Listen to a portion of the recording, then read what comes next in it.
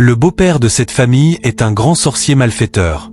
Alors qu'il conduisait sa première femme et sa deuxième femme à l'hôpital, il rencontre une voisine du quartier qui était pasteur. Elle a vu spirituellement le sorcier se manifester. Alors, elle s'est approchée et a dit « Excusez-moi, excusez-moi. Ô mon Dieu, Seigneur Jésus, que Dieu vous bénisse, monsieur, que Dieu vous bénisse, madame. Que Dieu vous bénisse. » Elle leur demande ce qu'ils ont, et la femme lui répond « Nous souffrons. » Pendant ce temps, le monsieur était malheureux car il savait déjà qu'il avait été spirituellement dévoilé. La première femme du monsieur explique qu'ils sont très malades et qu'ils vont se soigner grâce à leur mari. Alors, la femme de Dieu dit à l'homme « Cher monsieur, que sont-elles pour toi ?»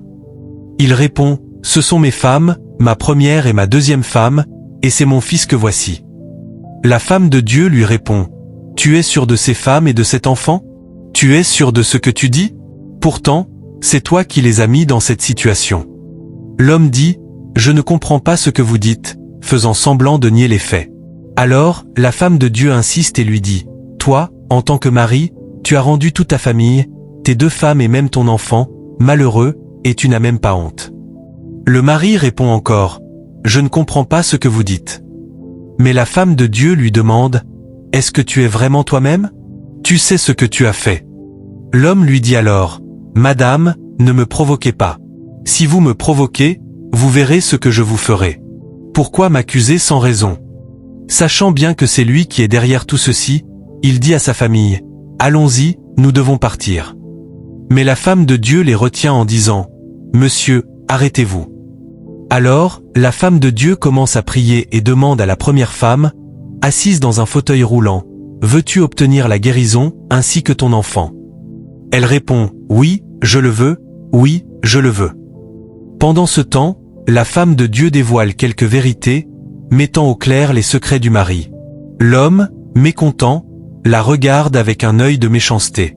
La femme de Dieu pose la main sur la tête de l'enfant et commence à invoquer la puissance de l'Éternel. Pendant qu'elle prie, une forte puissance sort de la tête de l'enfant.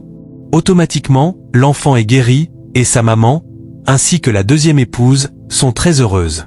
Mais le papa, bien qu'il soit mécontent, fait semblant de sauter de joie pour ne pas être accusé d'être à l'origine des malheurs.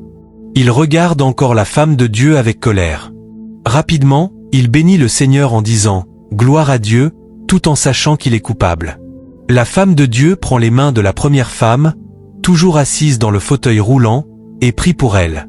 Une grande puissance sort alors de ses genoux, et elle est guérie. Elle commence à sauter de joie, quitte son fauteuil roulant, et embrasse sa coépouse. Toutes 2 sautent de joie pour la guérison. Ensuite, la femme de Dieu prie pour la deuxième femme, qui était aveugle. Une puissante énergie de Dieu envahit ses yeux, la délivre, et elle est également guérie.